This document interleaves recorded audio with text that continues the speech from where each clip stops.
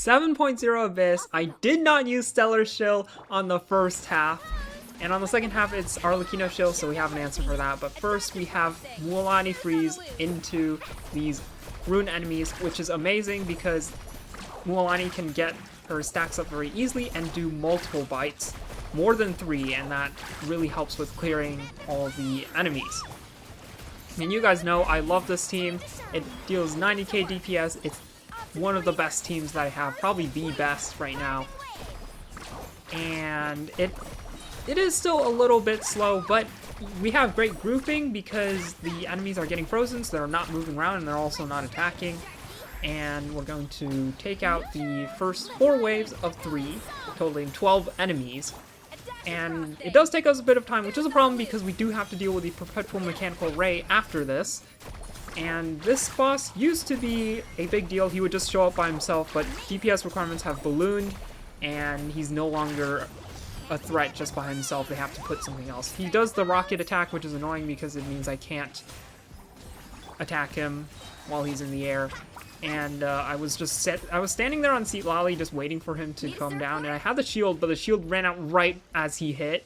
So Seat Lolly just took the hit for me. It was super annoying. And he's right here. I misplayed. I should have started my rotation on this rune thing, and then I do the 3rd bite, but it doesn't hit, so I have to then start my rotation. This was just very inefficient play by me because I could have done my rotation on that, and then with the 3rd bite of Mualani go to the boss and burst the boss down, and it would have been much better. It would save me a lot of time. We go into the second half with not as much time as I would like, but we are running Yoimiya Overload. And so we summon Oz, then we basically go into our rotation, re-summon Oz to snapshot all the buffs, but we don't use the burst because that will mess with our second rotation, not being able to get Oz out faster. He'll have like a 5-second cooldown left, and it's going to be really slow. Then we go into our second rotation to finish off this mech, and you'll see he has very low health, and also like there was a 4-sec, or no, yeah. We are able to go on to the Coppelius with the rest of our rotation, which is nice because he doesn't spawn with resistance. And this team has a ton of pyro applications, so his cryo shields are not a problem for us at all. And then if all else fails, we do have the Chevreuse arc hit with her skill, which can help, but is not really important. I should have just went into my rotation because the pyro application from Bennett Chevreuse would have taken care of it. I didn't have to use Yoimiya burst there, but you can see I had like a 4-second cooldown on Yoimiya. That was a problem with this comp, just the Yoimiya cooldowns kind of griefing me a little bit. And then he shields up with a sliver of health. This is kind of getting tight, but I'm able to finish off with an Oz summon. In Chamber 2, we have the Energy Recharge card. My cards were kind of terrible in this run. But we have the new enemy, Funnel Energy into Farina. That's the good thing about this comp, is that you can funnel from Mualani into Farina and then Seat Lolly into Escoffier. And it's just super nice. Very good in the Stygian, for that matter. And right here, we're just going to do 3 bites, but don't cast the burst onto the boss because this boss has resistances up until the Electro Shield is destroyed, so you can't DPS him when he's waking up. And the cryo application from Seat Lolly Skill and Burst and Escoffier Skill and Burst is so much that we just shred through that Electro Shield so easily. And then right here we get our 3 bites and a burst with Mualani. And then he's gonna go and fly, which is nice because we're setting up the next rotation. So him flying around doesn't really affect me. And then I use the Seat Lolly burst to get her vortex up to try and avoid prevent him from getting his animal orbs. And it doesn't really work. I really have to focus on them to prevent him from getting those animal orbs. It doesn't matter because I'll just burst him down with Mualani before he can fly. That's what getting the animal orbs does. It lets him fly again. And then here we have the Iniquitous Baptist. This first rotation is very cooked, but he has a Pyro Shield, so I just have to on-field official and just attack him with Electro. And then here I was supposed to set up a rotation because there's a Cryo Shield, and Yoimiya can deal with the Cryo Shield.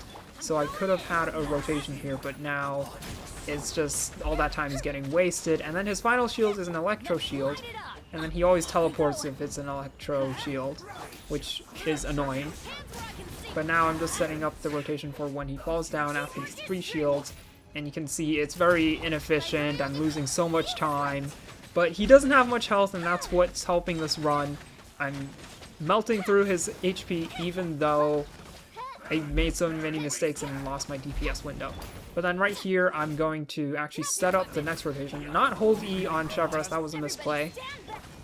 And finish the shield with Fischl, and then go straight into Yoimiya, and then delete his cryo shield with the Yoimiya burst, and then I still get to continue my rotation. It's not over, and then almost take him down, but he still has one more electro shield, and then this is where he teleports and I miss everything. So I have to do a couple more of the Chevrolet skills to take him out. And then we have a surprise! We have an Abyss Cryo Mage! This surprised me so much the first time. I would have cleared it the first time I did this if it wasn't for this Abyss Cryo Mage.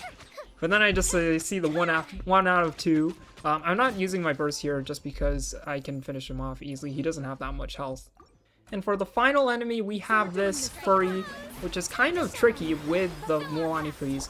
First of all, because she is small, and there's like so much visual clutter with the Freenet pets, Escoffier mech, Lalini eats Papa, the numbers, the freeze. It makes it difficult to tell where this enemy is. And then on top of that, she moves around a lot, so you might think she's in front of you and you're attacking her, but she's actually not in front of you. And the third thing is that she applies cryo, so Mualani is slower, so if the enemy does move away, it is more costly for Mualani to track her down and then get the stacks to attack, because it will consume more Night Soul points for you to get to the same spot. And there you can see she teleported away. And this boss is difficult. The margin of error is much smaller, but it's still easy enough to where I can get free rotations off on her, and she never does any like special gimmicks or attacks, so it's like super easy to take her out. And then on the other side, this is actually a huge DPS check for me for some reason. First off, because of this automaton, which I don't have Night Soul, and I think Night Soul would make me deal more damage to it. And also, he never gets staggered, so I always have to dodge his attacks because I don't have a shield with Yoimiya. And that's a DPS loss for Yoimiya because her biggest hit is on that last hit, and having to dodge makes you lose that last hit because you don't keep your combos. So it ends up being that I have to take 2 rotations to kill this guy, which is about 30 seconds, which is way too much time. And the Yucca sword does not spawn with resistance, so you kind of want to have some leftover rotation, but again, it's just a DPS problem. And then always the problem with the Yoimiya cooldown extending a little bit longer than it should. So I'm basically losing DPS window with the Bennett burst and whatnot. And then here he's going to summon the bombs, which give a bit more damage to me and are super necessary. I actually need to trigger 1 more bomb phase with the small bomb, just with the 1 bomb instead of the 3 bombs, to have enough damage to take him out. And then right here he's going to do the jump instead of the spin. I think it was because I was farther away from him. But now he's going to go ahead and do the spin, again with the cooldown reduction on Yoimiya, super annoying. He does the spin, I do a dodge into it, which is important because if I get hit by it, it's a much bigger DPS loss than if I just dodge into it. And then right here he's going to do the 1 bomb, and I really need it, so I do that. I run over there to hit it, and I run back because Yoimiya focuses on the bomb instead of the boss. I need to be hitting the boss and not the bomb. And then the rotation ends, and I have to deal a little bit more damage, which I am able to do with Fischl. As for the builds, there's nothing special other than the fact that Yoimiya could have had a level 90 bow, and Fischl is running Favonius Warbow for the energy recharge.